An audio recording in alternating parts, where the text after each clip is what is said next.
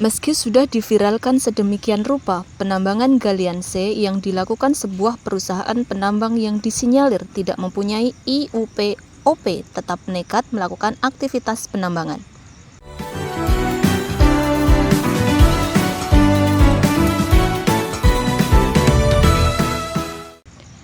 Lokasi penambangan yang berada di Serut, Gedang Sari sampai hari ini tetap melakukan kegiatan pengerukan lahan. Laporan warga maupun pihak pendamping kepada pihak-pihak terkait seakan diabaikan dengan bukti penambangan tidak ada yang berani menghentikan. Bahkan meskipun sudah mendapatkan peringatan dari Sri Sultan Hamengkubuwono ke-10 dan Sekda DIY Beni Suharsono, mereka pihak penambang tetap nekat beroperasi. Sebagaimana dalam video yang diambil pada hari ini, Kamis 11 Juli 2024, alat-alat berat dan truk pengangkut material hasil tambang masih saja beroperasi seperti biasanya.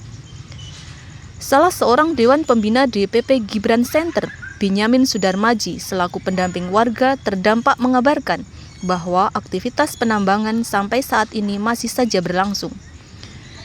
Kami selaku pendamping dari Gibran Center sudah melaporkan kejadian ini ke pihak berwajib, namun ternyata juga belum ada tindakan penghentian penambangan, kata Binyamin melalui jejaring WhatsApp kepada awak media.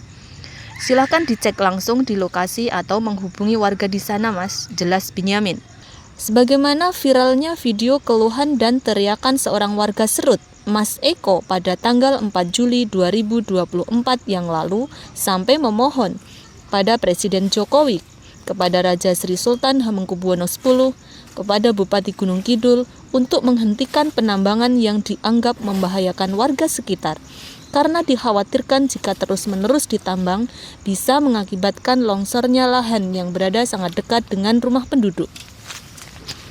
Di samping itu sangat wajar jika mendapatkan protes warga karena diduga pihak penambang tidak mempunyai izin operasi sebagaimana mestinya. Pasca viralnya video penambangan yang tampak merusak alam sampai dekat bangunan rumah penduduk, sudah ada kabar akan adanya penghentian sementara kegiatan penambangan, tapi ternyata juga tetap berlangsung seakan-akan tidak ada kekuatan melawan pihak penambang atau pembiaran dari pihak berwajib. Melansir dari berita Pandangan Jogja dengan video yang direkam oleh Resti Damayanti dan diunggah di media TikTok tentang peringatan keras dari Sri Sultan Hamengkubuwono ke-10 dan Sekda DIY Beni Suharsono, di mana Sri Sultan selaku Gubernur DIY menegaskan bahwa banyak tambang-tambang ilegal yang ada di wilayah DIY mesti ditutup. Seperti di Gunung Kidul, tutup saja, kenapa takut, kata Sri Sultan. Ya kan kemarin kan sudah itu kan yang banyak kan ilegal, yang tutup aja. Kenapa takut? Ya lihat dulu itu misalnya di Gunung itu tambang kosong kars yang menjadi bagian misal